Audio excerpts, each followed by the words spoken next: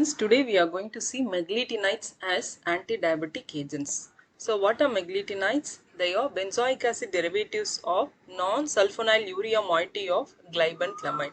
Already we have come across glibenclamide. What is glibenclamide? It is a second generation sulfonylurea derivative. So this would be the structure of glibenclamide. So what are meglitinides according to glibenclamide? They are benzoic acid derivatives of non-sulfonylurea moiety of glibenclamide.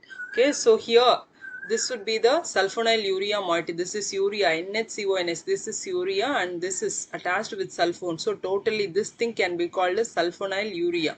So in that sulfonylurea, that would be sulfonylurea with this cyclohexyl group. Totally that would be removed, and instead of this we have acid, means that is the structure for meglitinide. So same as that of glibenclamide. Here it is having only the non-sulfonylurea moiety. This is the sulfonylurea moiety and this is the non-sulfonylurea moiety. So here we are having the non-sulfonylurea moiety, and here instead of this sulfonylurea moiety, here we have acid. So this is benzene with acid. So benzoic acid. So what they are? They are benzoic acid derivatives of non-sulfonylurea moiety of glibenclamide. These are otherwise called as glinides. These are the novel class of sulfonylurea derivatives. They are having rapid onset of action and short duration of action, that is abbreviated duration of action. So what is the structural difference between meglitinide with glibenclamide? So in glibenclamide, instead of this sulfonylurea moiety, this whole thing we have acid, means that is the structure for meglitinide. Chemically, they are substituted benzoic acid derivatives. That is, already we have seen the structure of meglitinide. So this is benzoic acid that is having substitution, no? So they are substituted benzoic acid derivatives having similar structure and mechanism of action that of sulfonylureas. So same as it of sulfonylureas, they are having the structure and mechanism of action. So they differ from sulfonylureas in the rapid onset of action, short duration of action and site of binding. So in three ways that would be differed with sulfonylureas. What are they?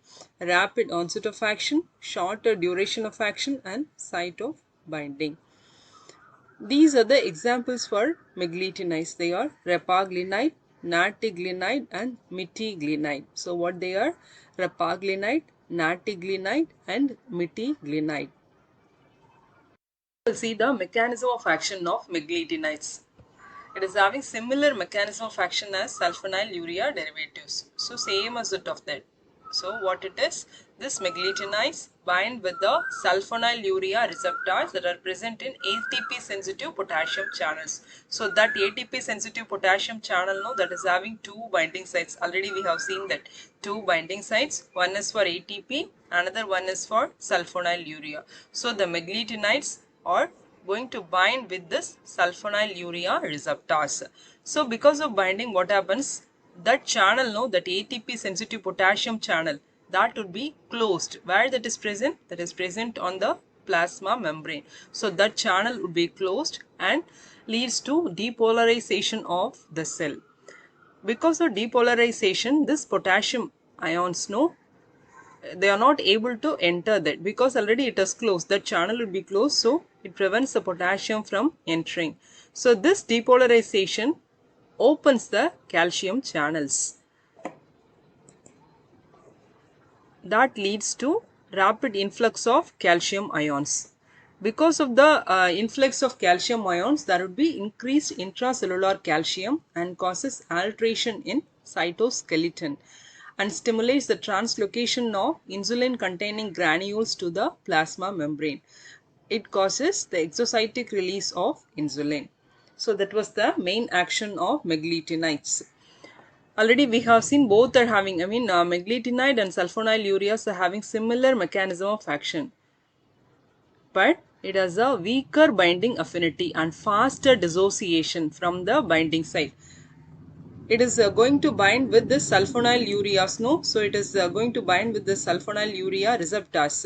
So in that it is having weaker binding affinity and faster dissociation from the binding site. That would be the only difference.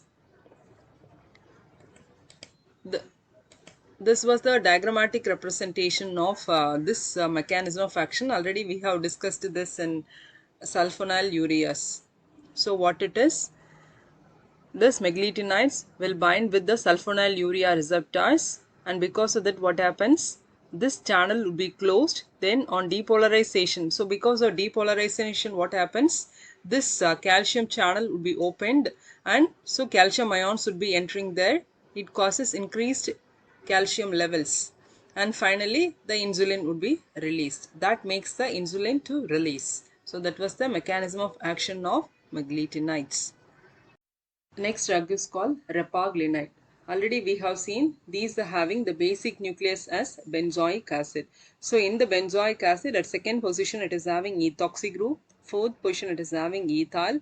That ethyl, second carbon of ethyl is having oxygen, and that is also having amino group. The nitrogen of amino is connected with the first carbon of butyl.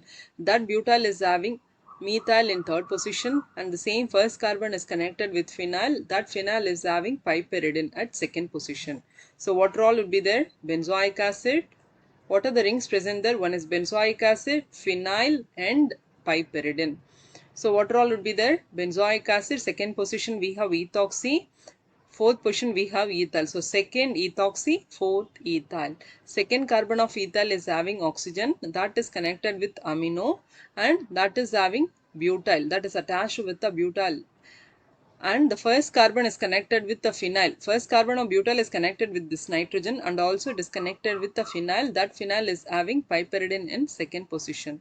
Methyl is attached with the third carbon of butyl. So we'll see the chemical name.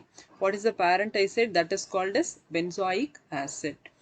So in benzoic acid, what is in second position? That is ethoxy. So 2 ethoxy, then 4 open bracket, in that this 2, and this third, in third what we have? Methyl.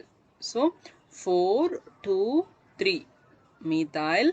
Now come to first position. In first position we have phenyl, and this one now. So 1 open bracket, in that this 2, in that piperidine. First position is attached with that. That's why 1 YL.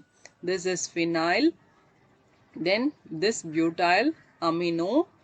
This is 2-oxoethyl benzoic acid. So that is the chemical name of repaglinide. It should be taken only with meals. It is effective at lowering postprandial blood glucose levels than biguanides, sulfonyl ureas, and thiazolidine diones. What is meant by postprandial? Prandial is related to meals, that is postprandial means after meals.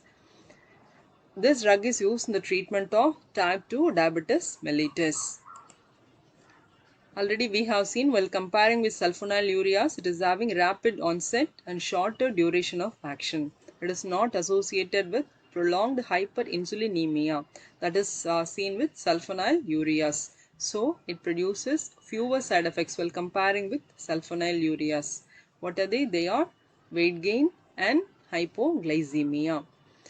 It is 5 times more potent than glyburide on intravenous administration. What is glyburide? It is the second generation sulfonyl urea. So while comparing with that, it is 5 times more potent on intravenous administration and nearly 10 times more potent than oral administration. Next drug is called natiglinide. It is having alanine nucleus. What is meant by alanine? Alanine is an amino acid that is having one amino end and carboxylic acid end. So center it is having one carbon. Carbon is connected to 4 ends. No, so one end by means of amino group, second by means of acid, third by means of hydrogen, and the fourth one by means of methyl. So this is called as alanine. In that alanine, one H is replaced by means of this one. What it is? Phenyl. So that's why it is totally called phenylalanine. So this phenylalanine nucleus is connected with carbonyl, and that carbonyl is connected with cyclohexyl, and that is connected with isopropyl. So what all would be there? Phenylalanine. A nitrogen end is connected with carbonyl, that is connected with cyclohexyl, and that is connected with isopropyl. So we'll see the chemical name. What is the parent one? That is called as phenylalanine. So this would be attached, the whole thing would be attached to the first carbon. No, that's why 1 open bracket, in that fourth position of cyclohexyl. So 4 isopropyl cyclohexyl carbonyl phenylalanine. It is a phenylalanine derivative of megliteinide class. While comparing with repaglinide, it binds with a higher affinity to sulfonylurea receptor with a faster onset of action and shorter duration of action. So that's all about meglitinides. Next class we'll see alpha glucosidase inhibitors.